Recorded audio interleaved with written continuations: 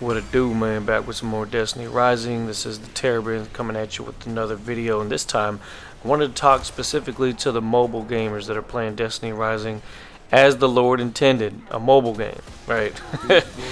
I know it's crazy, right, with PC and all that, and you can run super smooth, but what about those that are actually playing on mobile? Well, no sweat, I got you covered. So the way I play Destiny Rising is using the Sony Xperia Stream. You've probably seen it on some of my previous videos. This is an excellent device. Basically, it turns my phone into a mini PlayStation, gives you the ability to put a HDMI out, Ethernet port, charger, even headphone set, all at the same time. Now I have it connected to my big screen TV, so you can see Destiny on the big screen as a console. Now what's going on right here is I've noticed that because I reset my phone, it reset my phone back to its default settings from developer options. So we're actually seeing frame rate dips right here. Frame rate dips into the mid 40s, sometimes even the high 30s, and this is going on during pretty much all the gameplay that you're seeing in front of you, whether you're running through the bazaar at the tower or actually playing the bulwark ops or running the raid and things like that. So how do I put it back to where it was before when I was getting smoother frame rates? Well, it's funny to say smooth frame rates because 50 FPS is really what it allows you to go up to on my device. I'm using a Snapdragon 8 Gen 2 on a Sony Xperia Mark 5. And so you see consistency with it fluctuating between 40 to 50 FPS. What you want to do is you want to go to your developer options. This is how you get there. First, you want to go down and disable the hardware overlays so that your GPU can be used primarily.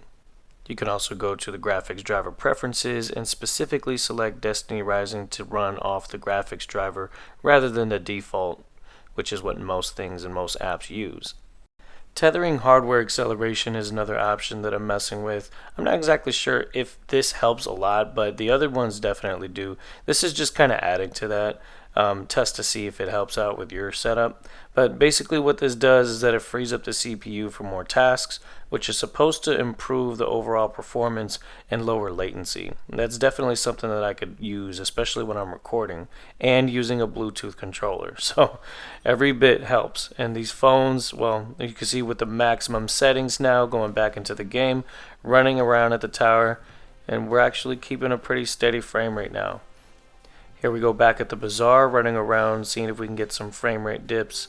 Well, it looks like it's a much better experience overall, better frame pacing, smoother experience, and the latency feels much more responsive, so that's excellent. But how does that equate to the gameplay? Well, let's jump back into the bulwark ops and see if there's a difference. Destiny Rising is a bit of a different beast than Warzone Mobile, which I used to play on this channel. You would actually see me get frame rates anywhere between 70 to 120 frames per second, depending on how I tweak the settings.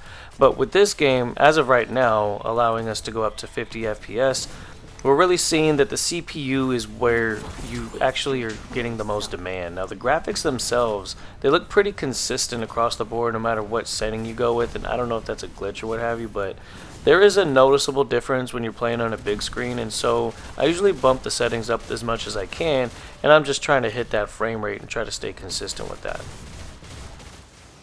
I went ahead and matchmake into a Crota run on normal just so we can get a quick look at how it handles high stress situations, seeing if we can try to get some more frame dips. But so far it looks like it's holding up pretty damn well, and I'm pretty impressed with the turnout here. It's a huge difference. I mean, you're talking about much better latency, better frame pacing, and mind you, this is again when I'm recording at the same time. Everything that you do on a mobile phone, it just adds to the latency. If you're using a Bluetooth controller, if you're using Bluetooth headphones, if you're recording and that sort of thing. So everything adds to the latency. So the actual experience is actually better than what you're seeing here. But if we could keep that 50 FPS cap, then the overall gameplay is going to feel pretty fluid, you know. When you think about it, a lot of the mobile handheld PCs and devices nowadays, like the Nintendo Switch and things like that, they're giving you an experience that's usually not over 60 FPS. If it's getting anywhere close to that, then that's perfect for a mobile device.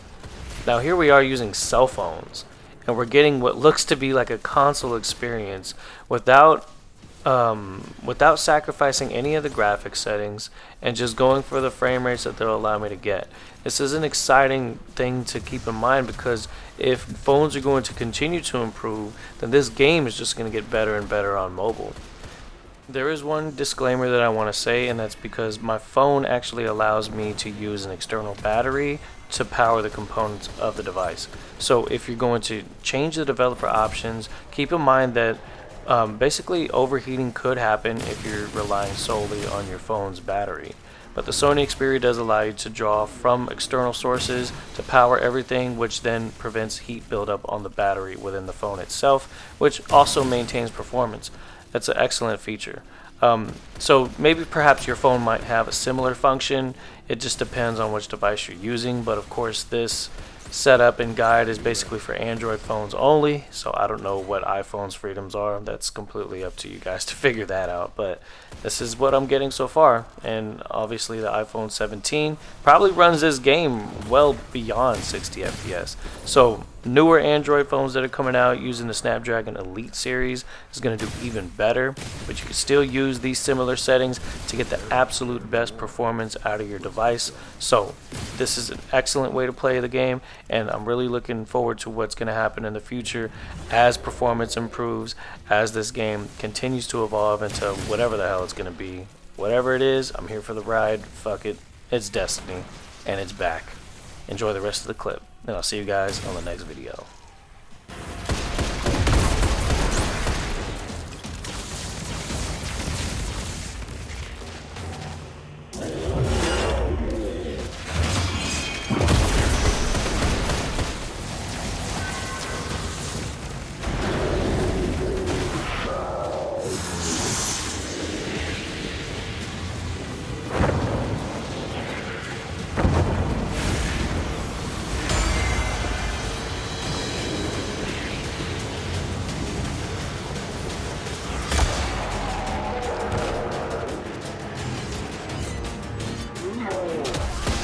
These bullets will pay your destiny.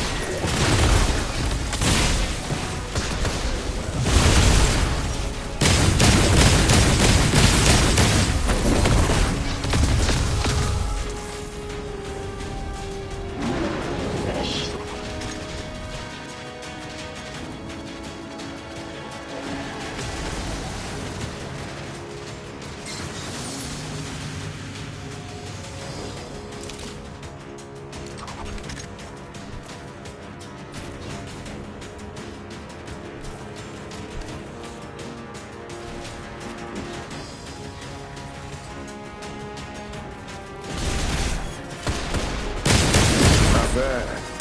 These ones make you stir.